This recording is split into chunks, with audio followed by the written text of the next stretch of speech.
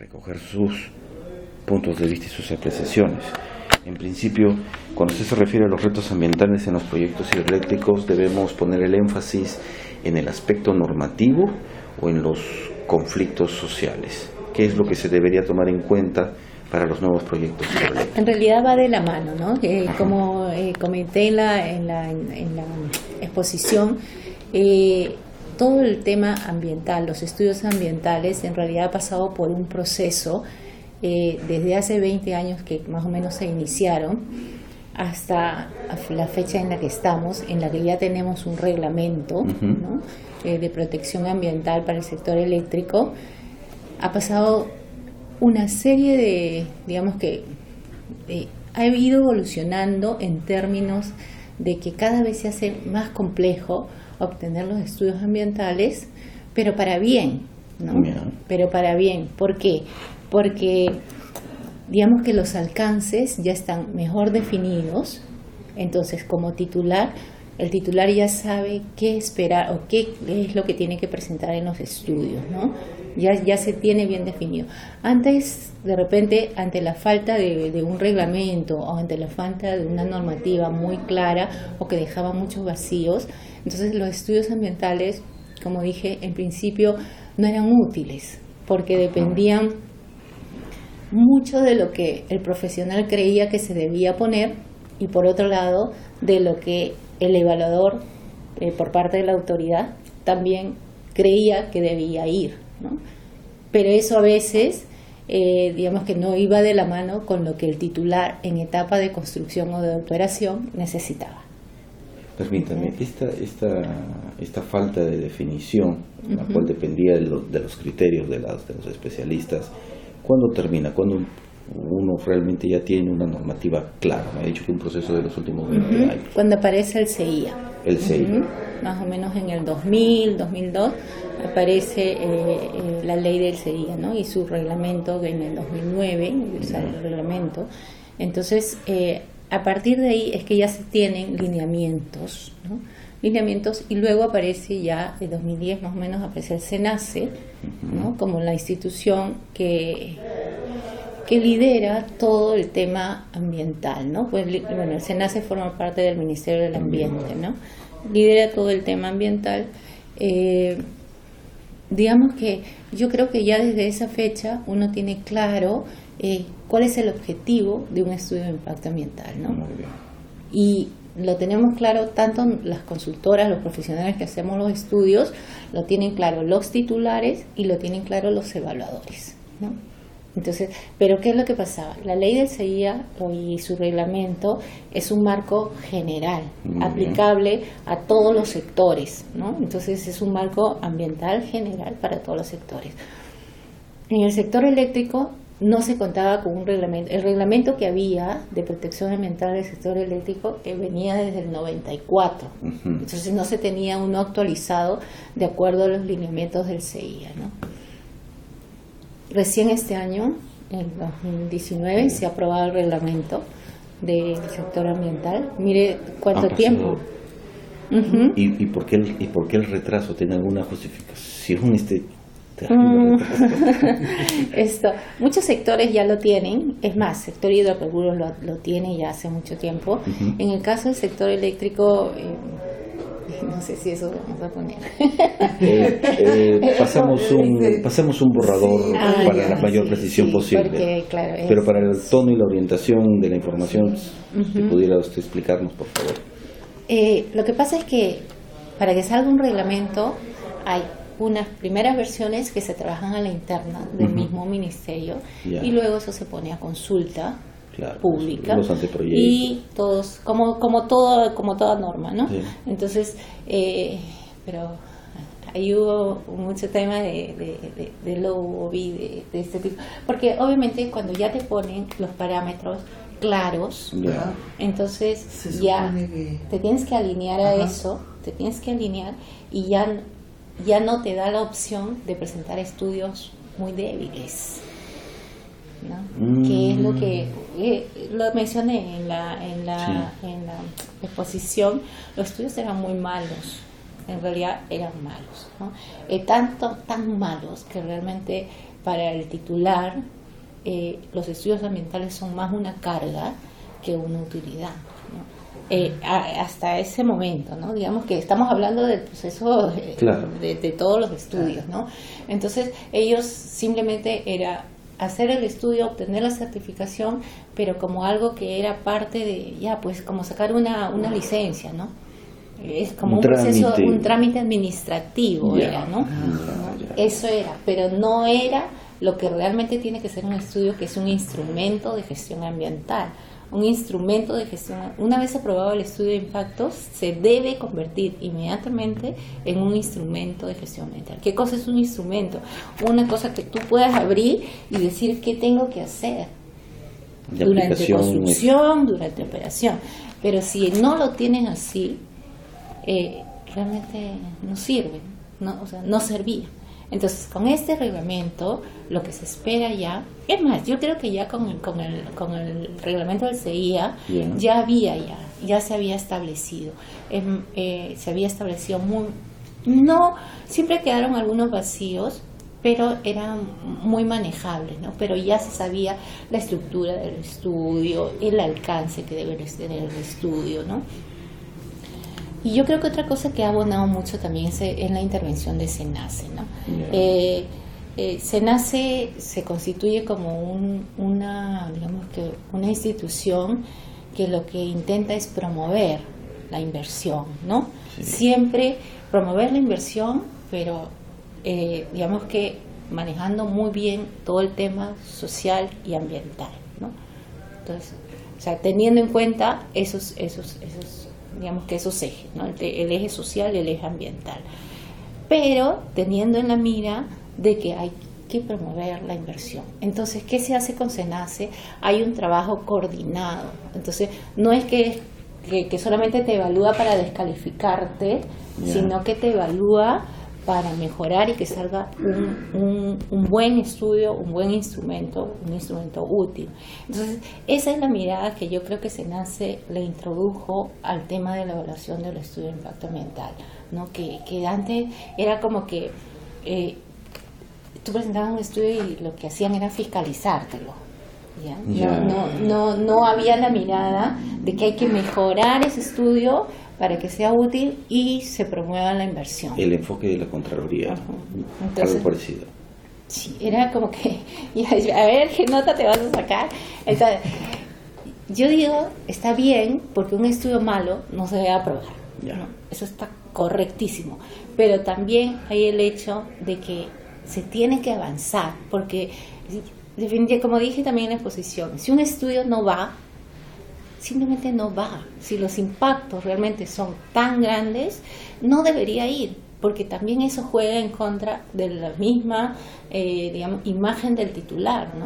Entonces, eso también se valora. Ahora, todas las empresas tienen que valorar el tema de imagen corporativo asociado a su rol frente a la sociedad, frente al medio ambiente, es importante. Entonces, el estudio de impacto ambiental también tiene que ir de la mano por ese lado. Y tenemos que ser las consultoras tan claras en poder decirles, tu proyecto genera tales impactos que no es manejable. Y si no es manejable, entonces mejor no lo ejecutamos. Pero ahí viene también en otro tema de que por qué no es manejable. Y yo decía que había un vacío por parte de información por parte del Estado. ¿Por qué? Porque si tú tienes normalmente, para llegar a un estudio de impacto ambiental, si tú vas a intervenir, por ejemplo, una cuenca y vas a instalar una central, se supone, digamos que en el mejor caso o en el óptimo, esa cuenca debería tener un plan integral de manejo de la cuenca. Ese plan integral no hay para las cuencas. Ahora recientemente el ANA está haciendo los planes para cada cuenca. Entonces, ¿qué es lo que determina eso? Que previo a que tú presentes cualquier proyecto sobre esa cuenca, ya hay un plan para esa cuenca. Y al haber ese plan, ya está definido qué proyectos son importantes, o sea, pueden ser ejecutados en esa cuenca y sirven para el manejo integral de la cuenca misma. Eso es lo que está faltando. Entonces, ¿te das cuenta? Sí. Ahorita como no hay vacíos. Claro. Ajá. No hay ni una sola cuenca que cuente con un plan integral. Sí, ya, como le digo, ¿Cuántas del ANA, porcentaje de las cuencas que hay en el Perú se podría...? es un poquitito, no te tengo el dato exacto, te lo puedo buscar. Nosotros, por ejemplo, estamos haciendo ahorita la supervisión de dos planes ambientales, 2 planes integrales, pero es un trabajo que el ANA ha empezado a hacer y lo está haciendo, creo, bien, ¿no? O sea, me parece que es un avance porque es necesario. O sea, nosotros tenemos un proyecto en una cuenca donde ya hay 2 centrales grandes operando, ya están en operación. Nosotros vamos a poner una centralita chiquitita. O sea, digamos que esta tiene 200 megavatios, la nuestra va a tener 1.5. Es una re mini.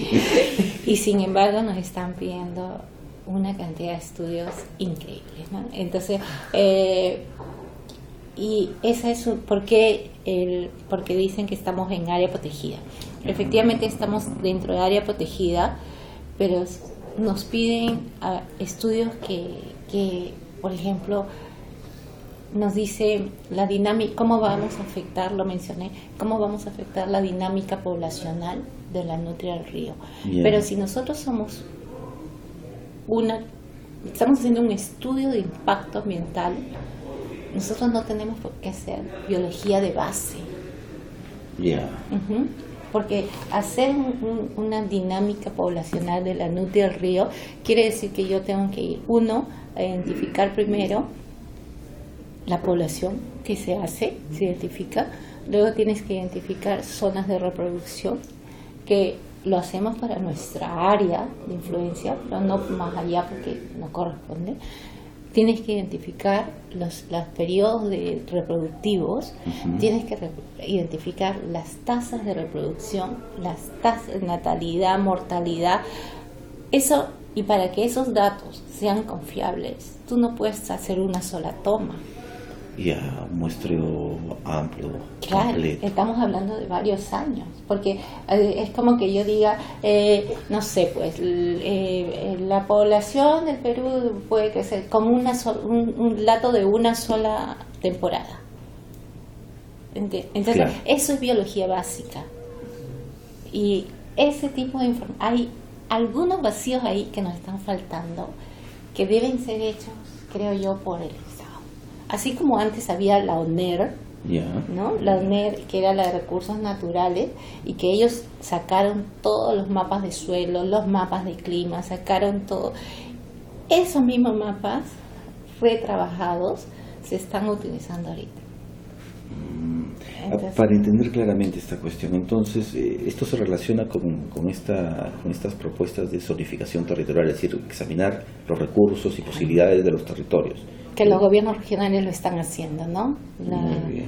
Sí, los gobiernos regionales están asumiendo esa tarea de hacer la zonificación ecológica económica, ¿no? Esa zonificación ecológica económica lo que hace es que haya una parte, digamos, de todo el levantamiento de diagnóstico ambiental y luego amarrarlo a qué proyectos productivos se pueden realizar. Esa es la zonificación ecológica económica. Ahora, como especialista, lo que pasa es que esta zonificación ecológica económica en distintos medios es criticada porque se plantea que va en contra de la inversión privada libre. Usted como consultora diría que esta zonificación ecológica económica es esencial para el desarrollo económico de las inversiones. A ver, porque el cuestionamiento es a que se limitan muchas áreas. Sí, exactamente. Se limitan muchas áreas. No se permite la inversión como claro, debería. Claro, eso es lo que íbamos hace un momento, ¿no? Sí. El Estado tiene que tener una mirada, el Estado en este caso a este nivel de regional, del gobierno regional, que son los que hacen, tienen que tener una mirada de promoción de la inversión. Muy bien. que a veces no se tiene, ¿no?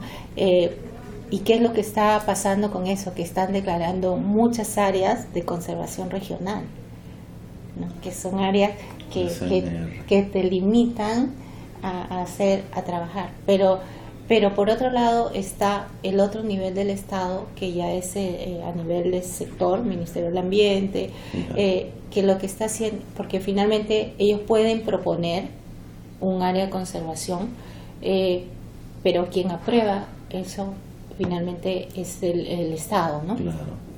Entonces, la mirada no se debe perder de promoción de la inversión, ¿no? En tanto no se pierda esa mirada, yo creo que sí es factible y es necesario porque usted titular de un proyecto, ¿qué ve? Solamente si quiere poner una central, lo único que va a ver como empresario es si hay la cantidad de agua suficiente, si hay la caída suficiente, eso es lo que va a mirar, ¿no es cierto? Claro. Pero no se va a ir a mirar si ahí hay una especie endémica, una especie en peligro de extinción, eso no lo va a mirar el empresario. Y tampoco es su obligación. No, ¿no es cierto? Entonces, en una fase de identificación de proyecto, me refiero, Claro, ¿no? claro. Ya después, cuando hace sus estudios, sí tienen que hacer un estudio más detallado de lo que tiene ahí, de lo que va a impactar. Pero en principio, cuando tú identificas una zona para invertir, para ver si es que haces ahí un proyecto, eso es lo que tú miras, la parte técnica. Pero si ya hubiese una información que te dice esa zona tiene especies en peligro, esa zona es importante para una reserva comunal, o sea, si ya está mapeado, tú empresario te vas a ir a meter ahí, lo vas a pensar. Claro. ¿Sí? Claro. Entonces, al haber ese vacío de información, esto es que se están generando este tipo de conflictos. Entonces, yo creo que en algunos momentos la inversión privada puede apoyar al Estado, pero no es su responsabilidad generar información de base. Muy bien. ¿Ya? Me parece. O sea, es como nosotros, aquí como consultora, es la línea que manejamos. Y nosotros siempre hemos defendido que nuestros estudios son estudios de impacto ambiental, que lo que hacemos es evaluar el impacto del proyecto sobre lo que tenemos en la zona. ¿No? Pero ya generar información de biología básica, eso ya no es responsabilidad del titular. Entonces podríamos resumir que si bien ha habido avances importantes en la normativa ambiental de cara a la promoción de las inversiones, la tarea todavía hay mucho por hacer todavía. Sí. Y sobre todo que hay mucho por hacer, y creo que todos los grupos de interés que participamos en los estudios ambientales, llámese autoridad, llámese especialistas, consultoras, llámese titulares de proyecto, tienen que comprometerse a realmente generar las condiciones para poder realizar estudios que sean útiles. O sea, ya yo creo que al haberse afinado mucho la normativa, o sea, el Estado está avanzando y tiene esa mirada. Con el SENACE también hay la mirada de la promoción, entonces de la promoción de inversión. Y SENACE es una entidad que escucha mucho, o sea, al decirte escucha no te quiero decir que negocia, sino que escucha y te pone su punto de vista, ¿no? Y te propone alternativas de solución técnica, solución. Y el otro tema también que SENACE está trabajando muy bien, cuando digo SENACE me refiero al Estado, es el tema de que así como se ha dado la importancia a la parte ambiental, ahora también se está dando mucha importancia a la parte social. ¿Ya? Entonces, eso está muy bueno, realmente eso es muy bueno porque hubo un boom del 70 hacia acá adelante de todo el tema ambiental, ¿no? Claro. Entonces, el tema ambiental acaparó todas las miradas, ¿no? Todas las miradas. pero se dejó de lado la parte social, ¿no? Todo, en realidad, las comunidades. Y eso hay que trabajarlo muy fino. ¿Por qué? Porque tampoco se debe entender que el titular reemplaza al Estado, ¿no? Entonces, ¿por qué? Porque hay una mirada ahora, en la medida que se está empoderando más a las comunidades, a las poblaciones, que está bien, porque lamentablemente no han sido consideradas en la medida que debieron ser consideradas. Como parte de este empoderamiento, también ya se está tergiversando el hecho de que ellos creen que el que hace un proyecto tiene que darles todo, tiene que darles colegio, tiene que darle hospital, pero eso no es tarea de un inversor privado, eso es responsabilidad del Estado. Sí. Entonces, permíteme un segundo. Lo que pasa es de que usted se dará cuenta que en los medios de comunicación hay como dos frentes, uno en el cual se habla lo que usted me está comentando y otro en el cual se dice que en realidad eso es mentira, que las comunidades no piden, ya, o sea, hay dos vertientes. Entonces usted me confirma como consultora que conoce el tema que sí. Claro, nosotros estamos en proyecto y sí piden. Entonces, pero hay una responsabilidad de la consultora también de poder hacer entenderle a la población. Por ejemplo, nosotros tenemos un proyecto ahorita donde tenemos 46 localidades. ¿Y usted se imagina que las 46 localidades nos piden cosas? Eso. ¿Cómo atendemos a una babel. ¿Cómo atendemos a 46 localidades? Y son 46 localidades que tenemos que atender. Entonces, ¿qué es lo que les estamos diciendo?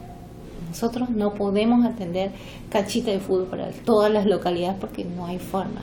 No podemos colocar como que pide, salones comunales para todas las localidades. Porque no corresponde y no, eso no es, claro. Eso ya es otro tipo de inversión, ¿no? Entonces, pero ¿qué es lo que sí podemos hacer? Podemos gestionar junto con el Estado. Por ejemplo, si es una zona donde tenemos temas con mucha, digamos, tenemos una zona que los chiquitos tienen anemia, los niños están con anemia, entonces no es responsabilidad del titular darles tratamiento a todos los niños para que salgan de la anemia, ¿no? Pero sí podemos gestionar y apoyar. Entonces, ¿qué es lo que estamos haciendo? Organizamos campañas de salud con un presupuesto que pone el titular, pero en coordinación con las postas de salud. Entonces, nosotros hacemos toda la gestión, ¿no? Armamos toda la logística, todo lo que cueste hacer un traslado, pero los médicos vienen ya sean de las postas o de los hospitales. Entonces, ese es un tema de gestión y trabajo coordinado. Es cierto que usted diga que no es la función, ustedes no tienen la función del Estado, en realidad están haciendo la función del Estado. Esa gestión es función.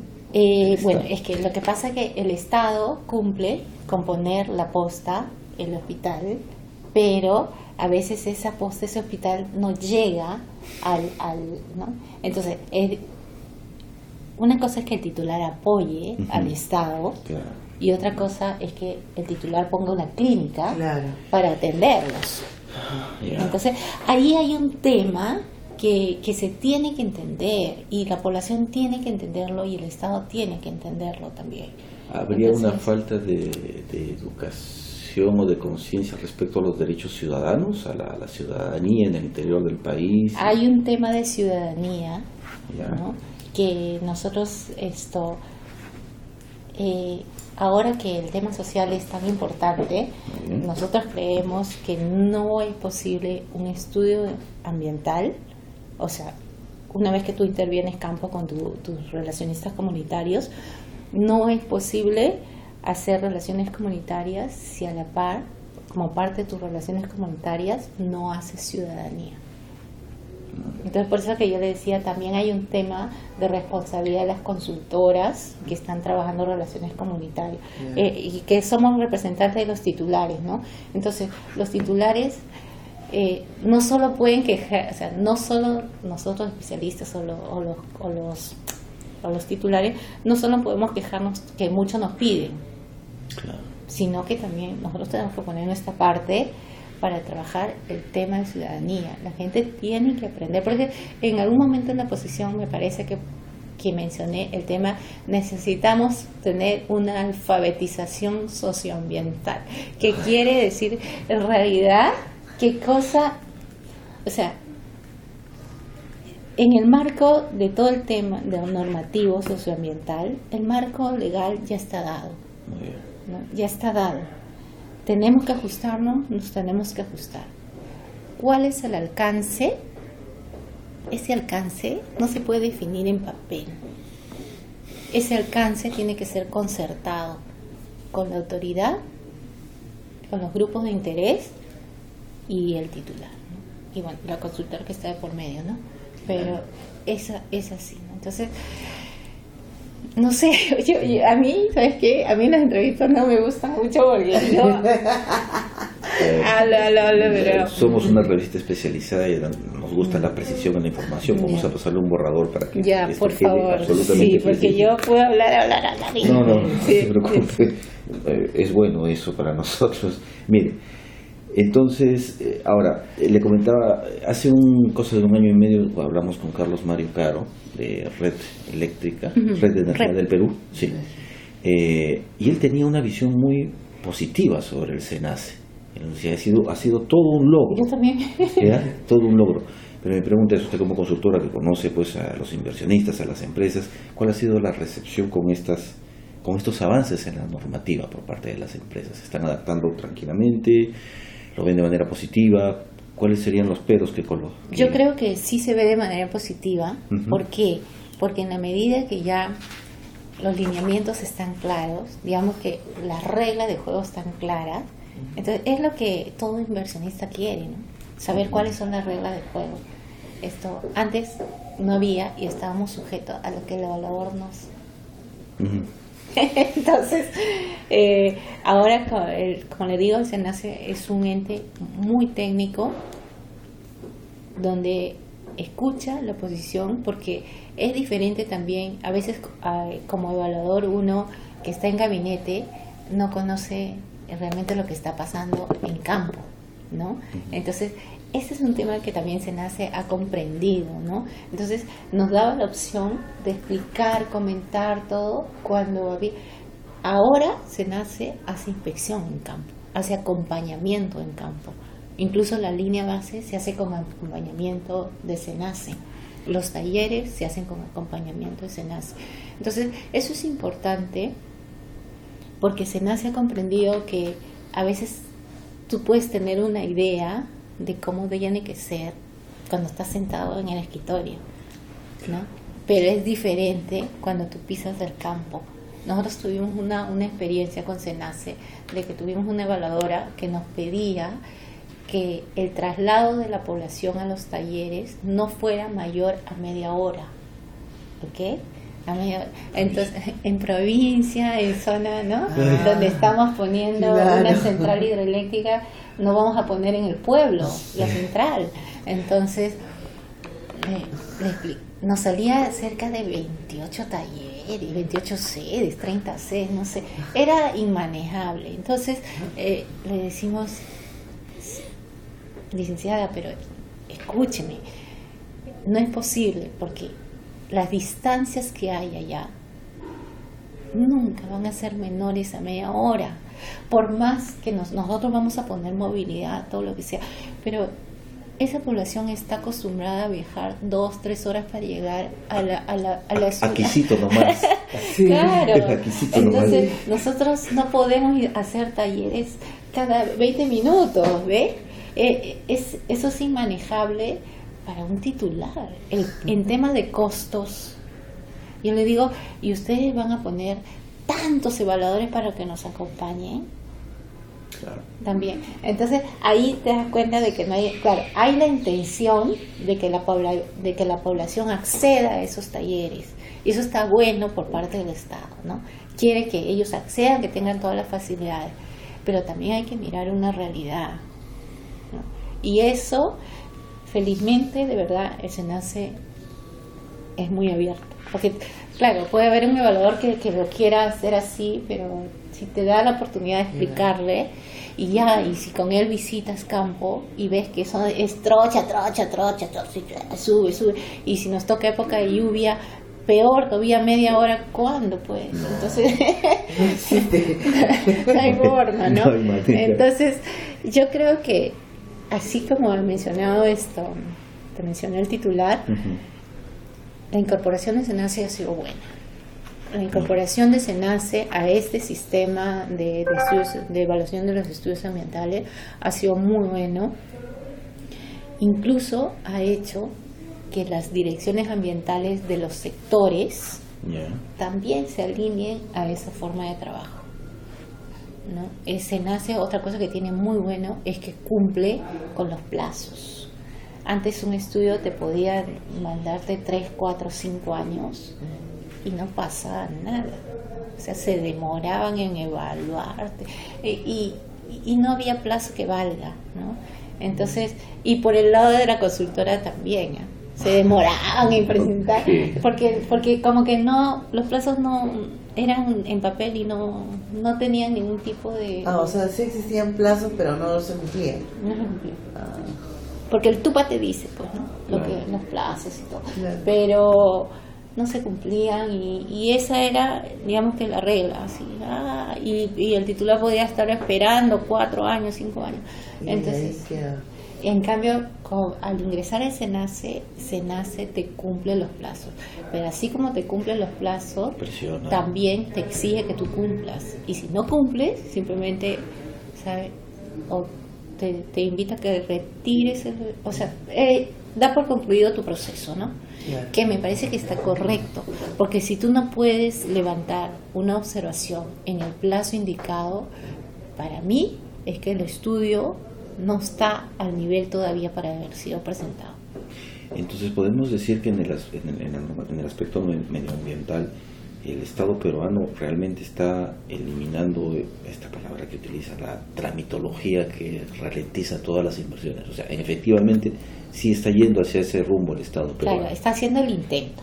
Está haciendo el intento. Yeah. En el caso del SENACE, por ejemplo, han sacado un procedimiento que se llama Integrambiente. ¿Ya? El Integrambiente es un procedimiento que te permite ingresar tu estudio de impacto ambiental detallado y junto con ese estudio de impacto ambiental detallado ingresar otras licencias que ellos le llaman títulos habilitantes, ¿no?